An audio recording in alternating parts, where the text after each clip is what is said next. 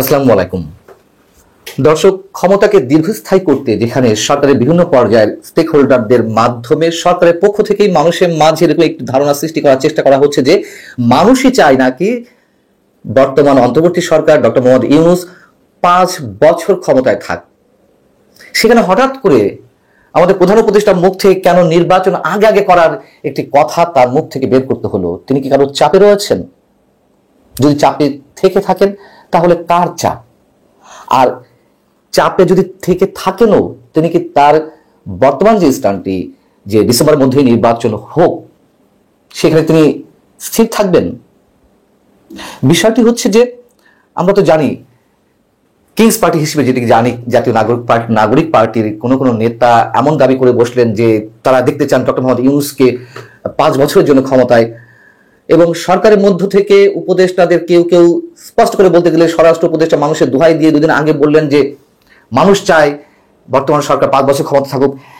এমন একটি অবস্থার মধ্যে শনিবার বিকেলে জাতীয় ঐকমত্য কমিশনের 2 সদস্য তার সঙ্গে বৈঠক করেছেন। একজন হচ্ছেন সহসভাপতি ডক্টর আলী রিয়াজ, আর একজন হচ্ছেন অন্যতম সদস্য ডক্টর বদুল আলম মজুমদার। তারা 2 জন শনিবার বিকেলে ডক্টর মোহাম্মদ ইউনূসের যে সরকারি বাসভবন যমুনা সেখানে বৈঠক করেছেন। সেই বৈঠকে কি কি কথা হয়েছে সেগুলো আবার গণমাধ্যমকে একভাবে জানিয়েছেন প্রধান উপদেষ্টার প্রেস উইং থেকে জানানো হয়েছে, এবং এই কথাগুলো আবার আমাদের প্রধান উপদেষ্টার যে অফিসিয়াল ফেসবুক পেজ সেখানেও তুলে ধরা হয়েছে। সেখানে বলা হচ্ছে যে এই 2 সদস্য প্রধান উপদেষ্টাকে যে রাজনৈতিক দলগুলোর সঙ্গে এ পর্যন্ত সংস্কারের বিষয়ে কথা হয়েছে সেগুলো তুলে ধরেছেন। এ পর্যন্ত 8টি রাজনৈতিক দলের সঙ্গে বৈঠক হয়েছে, আগামী বৃহস্পতিবার বিএনপির সঙ্গে বৈঠক রয়েছে, সেটিও তারা তুলে ধরেছেন। তখন সেখানে বলা হয়েছে যে আগামী ডিসেম্বরের মধ্যে নির্বাচন অনুষ্ঠানের লক্ষ্য নিয়ে যেন সংস্কারের কার্যক্রম এবং রাজনৈতিক দলগুলোর সঙ্গে আলোচনা চালিয়ে যাওয়া হয়। সেখানে আরো একটি কথা বলা হয়েছে যেটি বেশ ইন্টারেস্টিং, তা হচ্ছে সংস্কার কার্যক্রমের বিষয়ে জনমত যাচাই এবং সে বিষয়ে জনসচেতনতা সৃষ্টির লক্ষ্যে বিভিন্ন কর্মসূচি গ্রহণ করা হয়েছে। এটি প্রধান উপদেষ্টার যে অফিসিয়াল ফেসবুক পেজ সেখানে উল্লেখ করা হয়েছে। প্রথম কথা হচ্ছে যে সংস্কার কার্যক্রমের বিষয়ে জনমত যাচাই করতেই পারে যে জনগণ কতটুকু সংস্কার চায়, জনগণ আদৌ সংস্কার চান কিনা, কিন্তু জনের সচেতনতা কেন সৃষ্টি করতে হবে? একটু খটকা লাগছে। আলাপ আলোচনা করলে তো রাজনৈতিক দলগুলোর সঙ্গে আলোচনা করতে হচ্ছে, তাই না? আর জনগণের মতামত নেওয়া যেতে পারে, কিন্তু জনসচেতনতা সরকারের পক্ষ থেকে কেন সৃষ্টি করা হবে? সরকার কি একটি পক্ষ? ডক্টর মোহাম্মদ ইউনূস সাহেব তিনি বেশ কিছুদিন ধরে বলে আসছেন যে সংস্কার যদি বেশি হয় তাহলে জুনের মধ্যে নির্বাচন, সংস্কার যদি কম হয় তাহলে ডিসেম্বরের মধ্যে নির্বাচন। এর আগে তিনি বলেছেন ডিসেম্বর থেকে জুনের মধ্যে নির্বাচন, আবার কখনো কখনো বলেছেন মার্চের দিকে নির্বাচন হতে পারে। এক এক সময় এক এক কথা। কিন্তু তিনি শনিবার ডিসেম্বরের কথা বললেন। এখন এই ডিসেম্বরের কথা বলাটা কি আসলে, যদি বলছিলাম চাপে পড়ে তিনি সত্যি সত্যি ডিসেম্বরের মধ্যে নির্বাচন করতে চান, নাকি তিনি গুগলি খেলছেন, একটা ধন্দের মধ্যে রাখতে চাচ্ছেন রাজনৈতিক দলগুলোকে এবং মানুষকে, রাজনৈতিক দলগুলোকে ঠান্ডা রাখতে চাইছেন এই কথা বলে? আমরা আসলে নিশ্চিত নই।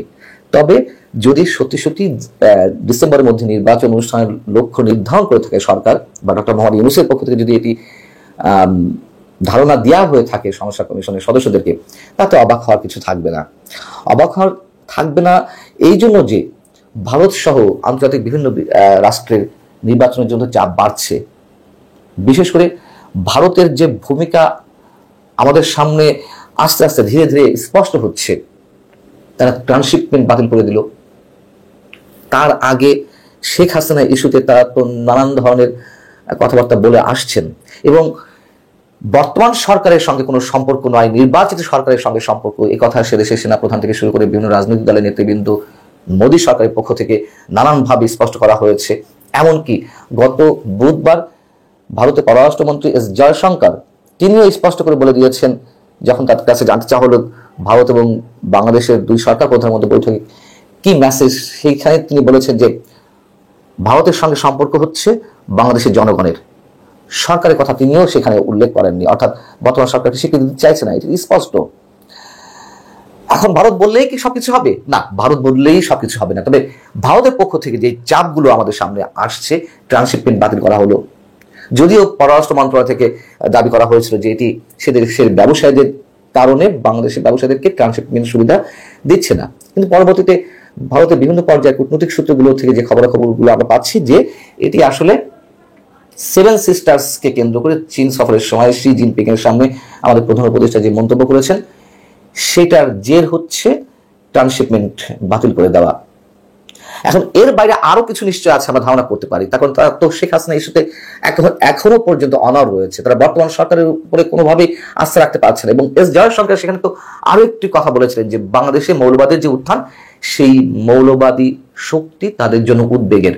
এবং আমি বরাবরই বলে আসছি যে ভারতের সঙ্গে বাংলাদেশের যে 5,000 কিলোমিটার বেশি সীমান্ত, প্রায় 5,000 কিলোমিটার, সেটিকে তারা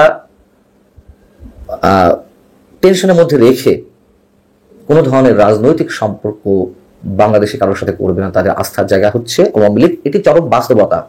আমরা এই কথার পরিপ্রেক্ষিতে যেভাবেই ব্যাখ্যা করুন না কেন, বাস্তবতা হচ্ছে এটি।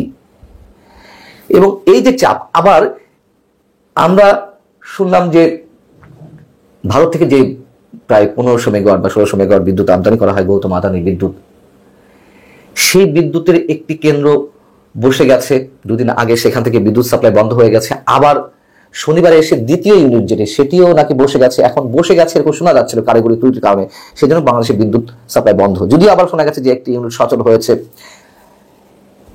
হতে পারে এটি। আবার গুঞ্জন আকারে ছড়িয়ে পড়েছিল যে এটিও ভারতের একটি চাপ, ট্রান্সশিপমেন্ট বন্ধ করেছে, বিদ্যুৎ বন্ধ করবে। এখন চুক্তির মধ্যে থেকে তারা বন্ধ করতে পারে কিনা সেগুলো বিতর্কের বিষয় বা আলোচনা সাপেক্ষে অনেক কিছুই মন্তব্য করা যেতে পারে, কিন্তু এই ধরনের গুঞ্জন চলছিল। আমরা জানি না যে এর সত্যতা কতখানি, তবে ভারত চাপে রাখবে। এবং শুধু ভারত নয়, আমি যদি বলছিলাম ভারত চাইলেই কি সেটি হবে, না, আবারও বলছি না, কিন্তু ভারত তো তার বন্ধুদের নিয়ে এগোতে চাইছে, যুক্তরাষ্ট্রকে নিয়ে এগোতে চাইছে। এবং যে বিনিয়োগের কথা বলা হচ্ছে, বিশেষ করে চীনের পক্ষ থেকে $2.1 বিলিয়ন প্রতিশ্রুতি পাওয়া গেছে বাংলাদেশে বিনিয়োগের জন্য, এটুকু আমরা বলতে পারি খুব সাদামাটা বুদ্ধিতেই বলা যেতে পারে, কোনো নির্বাচিত সরকার ছাড়া বিনিয়োগ আসার সম্ভাবনা খুবই কম, খুবই কম। এবং অন্যান্য রাষ্ট্র থেকেও একটা দাবি উঠছে দ্রুত নির্বাচন দেওয়ার। সেই জায়গা থেকে যদি ডক্টর মোহাম্মদ ইউনূস সত্যিই তার মনের কথাটি বলে থাকেন, চাপে পড়ে অথবা যে কোনোভাবেই, তাতে অবাক হওয়ার কিছু থাকবে না ডিসেম্বর মধ্যে নির্বাচন হলে। তবে এখানেই হয়তো শেষ মন্তব্যটি করা ঠিক হবে না, আমাদের দেখা রয়েছে আরো অনেক কিছু। আল্লাহ হাফিজ, ভালো থাকুন সবাই।